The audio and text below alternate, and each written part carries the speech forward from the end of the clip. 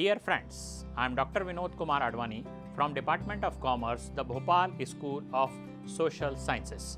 Dear friend, today we are starting a series of lectures with topic of customs duty. Today in this first session, we will cover some important topics, some basics of customs duty. Here we have the list of today's topic. In this session, we will cover 6 topics related with customs duty. First of all, we will cover concepts of direct and indirect tax. Next, we will cover concept of customs duty. Next will be the example of custom duty. Next will be the features, main features of customs duty. After that, we will look at some advantages of custom duty, why we are charging custom duty, what are the advantages, merits of customs duty, and finally we will look at the disadvantages of customs duty. So here we have the list of today's topic. Let's start with the concept of direct and indirect tax. Dear friends, before starting the concepts of custom duty, we should know direct and indirect tax. Why? Because custom duty is one of the major indirect tax. So you should know what is the difference between direct tax and indirect tax. What is direct tax? Here we have the proper definition, meaning of the direct tax. Direct tax means a particular type of tax in which the liability of the payment and the final burden lies on or falls on the same person. For example, income tax, corporate tax, capital gain tax, all these are examples of direct tax. Remember, these taxes paid by the assessee or taxpayer out of his own pocket, out of her own pocket. These taxes generally charged on the incomes or earnings or generally charged on wealth and properties of the taxpayer person. Second is indirect tax. Now, what is indirect tax? In case of indirect tax, the payment liability and the final burden is on different persons. Yes, a particular person who is paying the tax will not take the final burden. Final burden will be on the consumers. For example, we have n number of examples: GST, VAT, excise duty, export duty, import duty, commonly known as the customs duty. That is our topic also. So these taxes are generally charged on the production, the supply, and the export and import of the goods and services. Dear friends, let's start understand the concept of customs duty. What is custom duty? Look, custom duty is a particular tax. You can say tax or you can say duty. It is charged on import and export of the goods. In a different way, we can say this tax we have to pay when goods are moving from one country to another country. Yes, it means obviously it is on export and on import. In India, this tax, this duty is charged by the government on the import into the India and export from the India, whether it can be routed through air, land or water. If it is charged on the import, it is known as import duty, and if it is charged on the export, it is known as the export duty. Dear friends, let's take an example of customs duty to understand it better. Suppose an Indian manufacturer, it is remember, an Indian manufacturer want to import a machinery at a cost price of $10,000 US. It is definitely import. Now we are assuming that Government of India is charging 10% custom duty on the import of such machine, and the exchange rate, definitely you have to convert foreign currency, means US dollar, into India, and the applicable exchange rate is ₹75 for 1 US dollar. Now first of all we cannot calculate custom duty. First of all we have to calculate the value of the imported machine in Indian currency. That will be 10,000 multiplied by 75. What is 75? It is exchange rate, and this value 10,000 multiplied by 75 will give you rupees 7,50,000, known as the transaction value. Now you can easily calculate the 10% custom duty on this 7,50,000. It will be 10% of 7,50,000. It will be rupees 75,000. This 75,000 is the income for Government of India from charging the customs duty. Dear friends, let's look at some important features or nature of customs duty in India. First of all, friends, it is definitely an indirect tax. Why it is indirect tax? Suppose you are charging customs duty on import, it is paid by the importer, and if you are charging on export, it is paid by the exporter, but it is finally passed to the final consumer of that particular exported or imported goods. So it is definitely an indirect tax, because payment is made by exporter or importer, but final burden is on final consumer of that particular product in shape of increased price, increased cost. Second, we are looking, that is import and export duty. Yes, customs duty only charged on the exports and imports of the goods. So it is duty on import and export. Third, we have central tax. What is central tax? Central tax means it is a tax charged by Union government or central government of India. It is not charged by any state government, because according to Indian Constitution, List 1, Schedule 7, entry number 83, only central government of India is empowered to charge customs duty. Next we have, what is the purpose of charging the duty? Yes, of course, earning revenue or collecting the revenue for the various expenditures of the government. It is the main objective of the duty or purpose of the duty. But along with that, we have one more purpose: regulating the import and export trade and giving protection to the domestic industry is also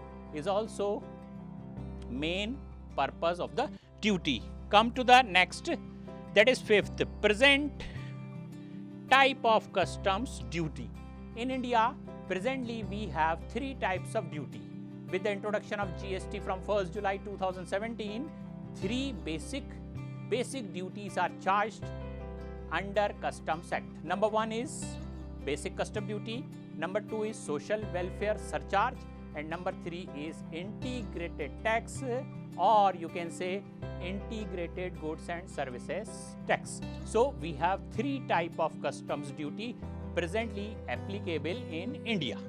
Next and the last is significant source of revenue. Yes, it is also a feature of customs duty, because Government of India, central government of India, earning a good amount of revenue from this particular duty after goods and services tax and excise duty. The custom duty is the third major source of revenue of Government of India. So friends, we have 6 features of customs duty in India. Dear friends, let's look at the some advantages, important advantages of customs duty. First of all, we have significant source of revenue. In form of custom duty, government has a significant source of revenue in their spendings. For example, in the financial year 2018-19, central government of India earned a revenue of rupees 1,17,813 crore from this particular duty. Next is regulation of import trade. Yes, we can also regulate our import trade through the customs duty. Once government increase the import duty, the import will be cost more, and definitely it reduce the import into the India. The reduction in the imported product definitely increase the demand of the domestic product. In this way, government can regulate the import trade of India. Government also regulate export trade through the customs duty. How? Suppose we have less supply, less production of any particular commodity in India, government will impose higher export duty on this particular product, because in India it is in less supply, shortage of supply. So the item availability in India is increased. Next is safeguard for domestic industry. Yes, it is the major advantage of customs duty.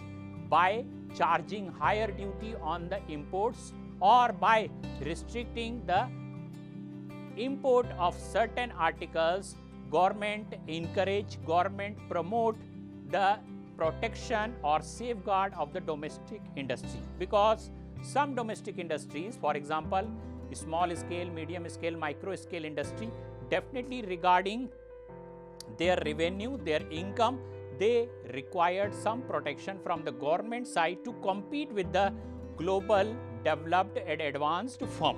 So government taking safeguard for domestic industry by charging higher duties on imported products. Next is protection to the domestic income and employment. How government can protect domestic income or employment? That is very easy. Once you increase the import duty, the import will less, and people definitely want to buy domestic product. That will increase the domestic income and employment, because the production or output of the domestic companies, domestic sector automatically increase. By charging the higher import duty, on the luxury goods, government can control the import of the luxury goods. How government can check this particular import of luxury goods? Because in foreign countries, several luxury goods are available with international brands. For example, cars, watches, cosmetics, etc. And our people wants to purchase all these goods from foreign country by spending huge amount of foreign exchange. Government can control this particular habit by charging more and more import duty on certain type of luxury goods. Friends, next advantage we have, it is increase in the foreign exchange reserve. Once you increase in the import duty and you are providing subsidies and exemptions and various benefits to exports, definitely your foreign exchange reserve will be increased. How it is increased? Because import bill we have to pay in foreign currency, and we can only earn foreign currency through increase our exports. So this way government can increase foreign exchange reserve by charging more and more duty on imports, and by charging less duty or no duty on the export, or to boost up the export. Last, friends, we have regular supply of any particular commodity in domestic market. In India, we have some agriculture product. We have food grains, pulses, onions, potatoes. Supply of all these products are not so consistent in India. That's why in this particular short supply or less production, government permits, allows to supply these particular goods through the imports. That's why you can ensure regular supply of these products in the domestic market from the international market to continue the balance of the demand and supply. Dear friends, here we have some disadvantages of custom duty. Dear friends, along with advantages, some disadvantages also existing if we are charging customs duty. first of all, major disadvantage or you can say drawback of this particular duty, it is its regressive nature. What is regressive nature? Import duty is an indirect tax and every particular person has to pay the same amount of the duty irrespective of his or her paying capacity. It is charged on the imported products whether importer is rich or poor, whether it is small scale industry, large scale industry, whether it is consumer or the trader or the manufacturer, all they have to pay the same rate of the duty. So it is regressive in nature. Next is inflationary. Why this is inflationary? The answer is very simple. Increase in the import, definitely the customs duty also increase. The custom duty ultimately added to the cost of the product and definitely the product will be costlier by adding full or part custom duty in it. So definitely the prices of the goods will increase and it caused inflation in the economy. It is, third point, it is complicated or complex process. The procedure and the provisions of customs law are not easy. Every trader or manufacturer, importer or exporter definitely cannot solve all the provisions, all the procedures, cannot understand all the procedures of the custom duty easily. They have to hire a particular expert person for learning the complex process as given in the customs law. Next, restriction on better quality foreign goods. Yes, dear friends, some foreign goods are available at the reasonable price in the foreign market, but government is charging higher import duty or any type of import duty on these goods. It is a particular restriction on better quality foreign goods. Government is doing so to protect the domestic industries, but in this way government increase their revenue and restrict the better quality foreign goods. Increasing project cost.